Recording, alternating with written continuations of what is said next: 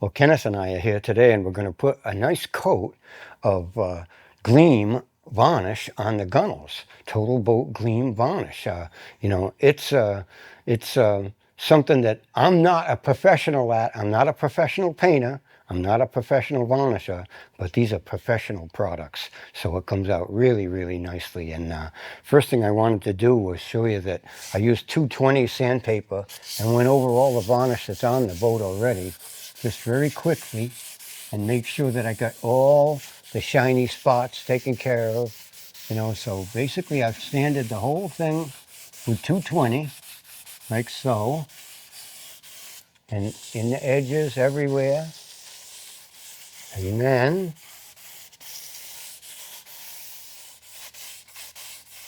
Kenneth is going to wipe that down real quick like.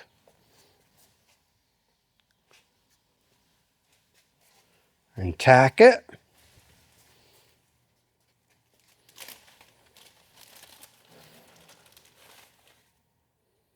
We've got a tack rag. We buy these tack rags because they're very sticky and they pick up the dust way, way better than just a rag with like alcohol or anything like that on it. So, that's the professional way to go about that. Use a tack rag. And now what we're going to do is hang some paper right here, and we're going to get started varnishing. So I've got some paper made up right here. Kenneth, old buddy. Got two kinds of paper going here. This is what we should be using. I've used a bunch of packaging paper actually on the rest of it that came in packaging. So, it saved us a little tiny bit of money. It'll work just as well. And it is ready to varnish. Today we're going to be using Gleam. Gleam is their thinner varnish, and it can be used right out of the can. It's not so thick that you have to thin it whatsoever, and that's the way I like it. I'm used to that. I don't want to have to go through thinning it and all these different things. So, basically, right out of the can is exactly fine, and basically he and I are going to be varnishing together at the same time. I'm going to be on the inside of the boat, varnishing the inwale and the cap, and Kenneth is going to be on the outside, and we're going to be kind of working together. There's mine right here. I'm going up inside. So rather than trying to do this all by myself, I think the best thing to do is work together, because otherwise I would have to lean over and try to varnish the gunnel, the guardrail, at the same time as trying to do the inwale and everything else all at the same time. It just wouldn't be easy. Like I say, it's you have to keep changing positions so very many times. Oh, this spreads out really, really nice, doesn't it?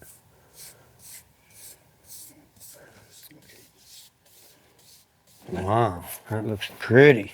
Kenneth and I have done a lot of things like this together, and I think working together sometimes makes things come out a little bit better. All I'm doing on the inside is just holding up a piece of cardboard on the inside, because I didn't want to have to hang paper and everything on the inside.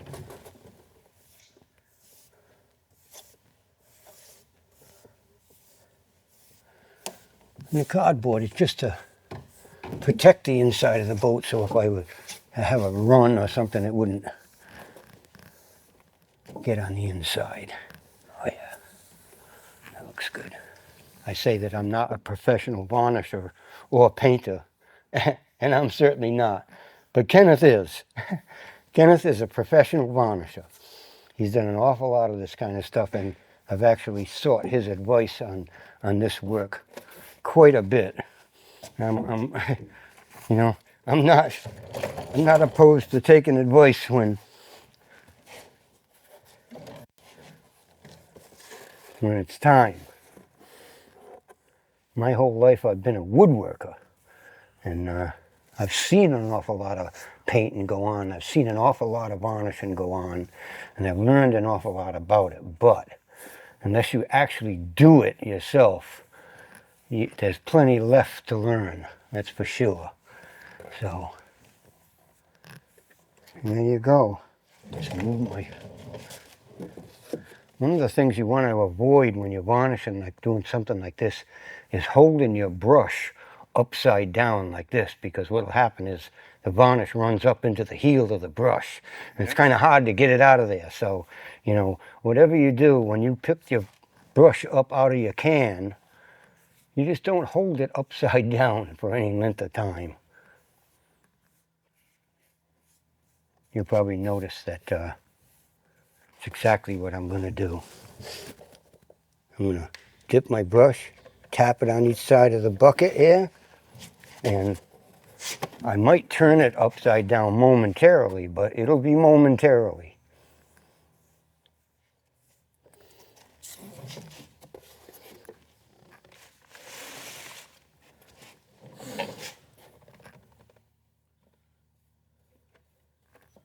Kind of nice doing this. I like white oak.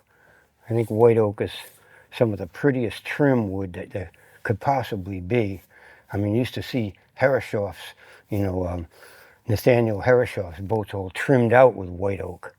You know, it's a hard wood, and it made a nice, you know, stiff wood and firm for gunnels and different things like that. And it's pretty, very pretty.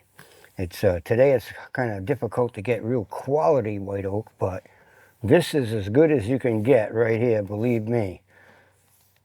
I've had connections on this white oak for years and years, and you're really pleasing. I'm going to go one more frame right to here, Kenneth. Right to there. Okay.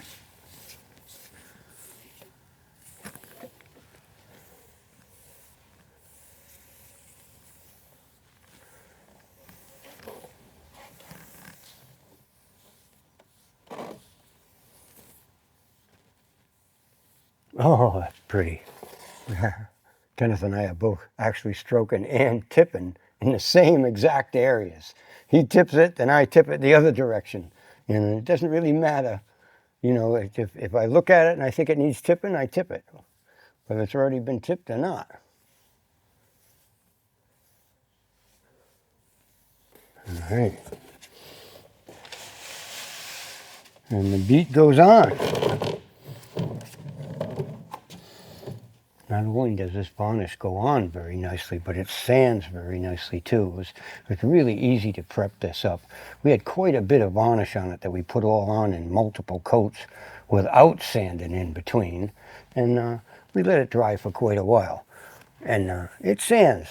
It sands without question, and it sands really, really well. So I think if it's nice and dry, it sands that much better, that's all.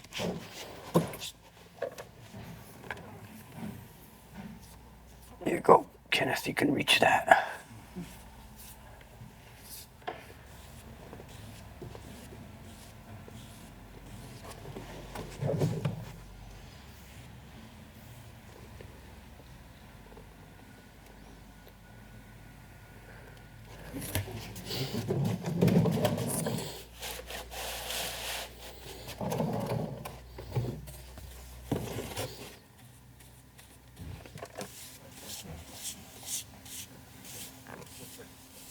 You know, putting finishes on like this is actually enjoyable, very much so, really.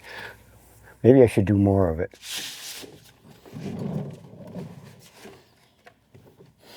Like I said before, I'm just holding a piece of cardboard inside because I didn't want to have to tape it off and paint it and paper it and do all these different things. This is just a little bit of an assurance that I won't drip some down the inside of the boat, and it works out really well. And I think the thing to do is to take a quick peek at it from an angle to see whether or not you've got any runs or any bare spots or anything before you keep going, because you don't want it to dry too much if you're going to go back and touch it up. So basically I'm just going to dry my brush out just a tiny bit on the surface here and go over this real quick, like, to make sure it's tipped out flat like that. That's all. Yeah.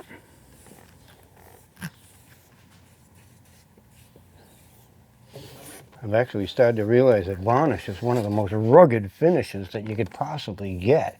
It holds up to the weather really, really good. And, you know, the sunlight doesn't seem to ruin it as fast as it does a lot of other kinds of finishes.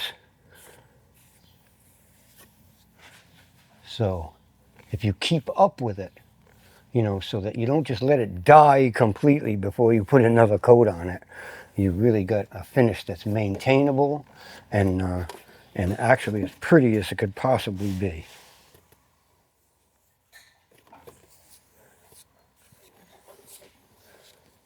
Like that.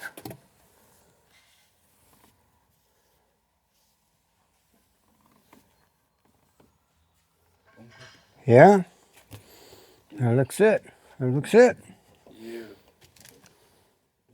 Well, we've got one more coat of Gleam on the gunnels, and it looks pretty good, but I think the thing for us to do is to go over it real quick when it's nice and dry in a day or two with a Scotch-Brite pad and give it one more coat, just to really make sure we've got it coated out thick enough, you know. So, you know, it looks very nice. It's shiny. You know, the paint's very, very shiny. The varnish is very shiny, and I think that's a nice looking job. All right, when you're ready. We got a new director, Tom. Huh? He likes it.